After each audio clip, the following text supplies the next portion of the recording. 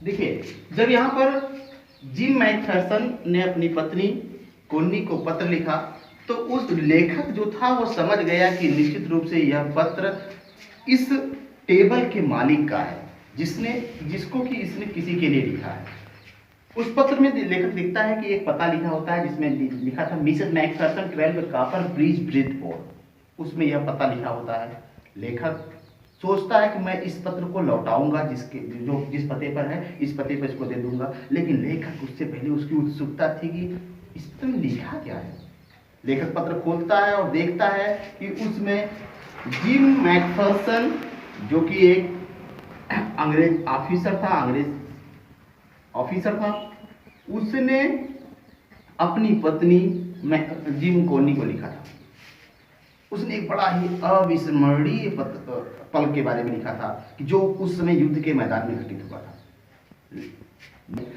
कि आज हमारे साथ एक बहुत ही अजीब घटना हमारे साथ युद्ध के मैदान में हुई।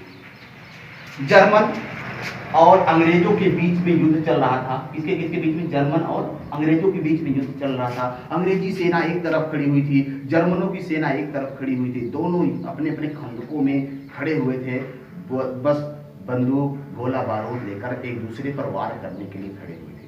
अचानक ही जर्मन सैनिकों की तरफ से कुछ लोग सफेद झंडा लेकर अंग्रेजों की तरफ बढ़ते हैं।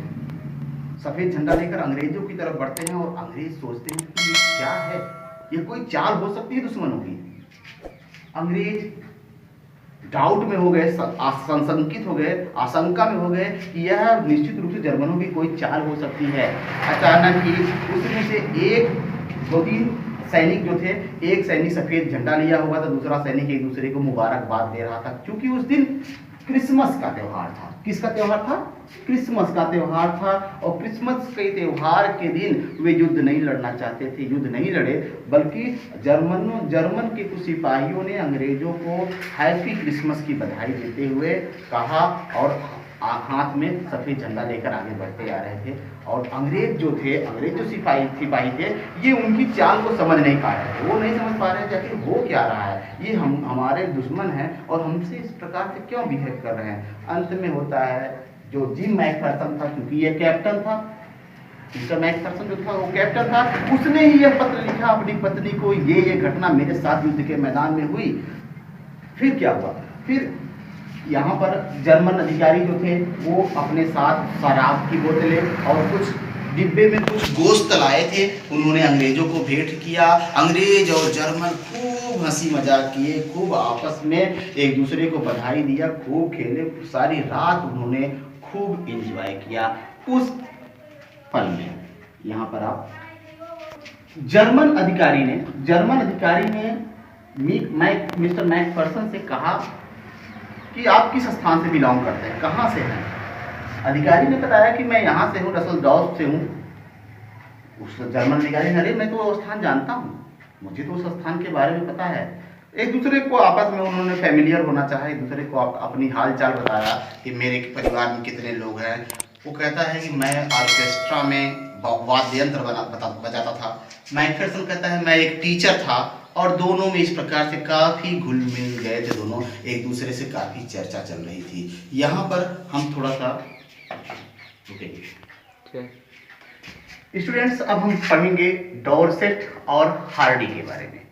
यहाँ पर आपको मैंने बताया कि मैकफेरसन जो कि अंग्रेज अधिकारी था और जर्मन अधिकारी था हंस वोल्फ, दोनों के बीच में दोनों आपस में खूब मिलते हैं, गले मिलते हैं, एक दूसरे को क्रिसमस की बधाई देते हैं।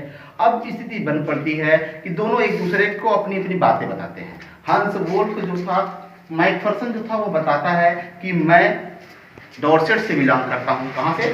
डॉर्सेट से बिलोंग करता हूँ। लेखक यानी कि ये हंस वोल्फ कहता है कि मैं डॉर्सेट के बारे में, फिलहाल मैं इंग्लैंड कभी नहीं गया हूँ, लेकिन मैंने डॉर्सेट के बारे में मैं जानता हूँ। मैंने इसकी जानकारी एक किताब जो कि far from the madding crowd को पढ़कर इसकी जानकारी लिया था कि यह डॉर्सेट कैसा है, कैसा स्थान। दोनों एक दूसरे को काफ़ी घुल मिलते हैं, बधाई देते हैं, गले मिलते हैं। अब स्थिति बन पड़ती है कि अंग्रेज अधिकारी जो था मैकफेरसन, उसने अपने साथ अपनी पत्नी के द्वारा दिए गए एक माजी पर ध्यान रखिएगा, यह केक का नाम है, मार्जिपन केक, जो कि उसकी पत्नी ने बनाया था। तो उसने, उसकी पत्नी ने एक मार्जिपन नामक एक केक बनाया था। इस अंग्रेज की पत्नी ने बनाया था, तो उसने जर्मन सैनिक को यह मार्जिपन केक खिलाया, एक दूसरे को बधाई दिया। और अब दोनों के बीच में तनिक भी, दोनों सैनिकों के बीच में, दोनों सेनाओं के बीच में तनिक भी कोई मतभेद नहीं था। दोनों एक दूसरे को अब घुल मिल गए।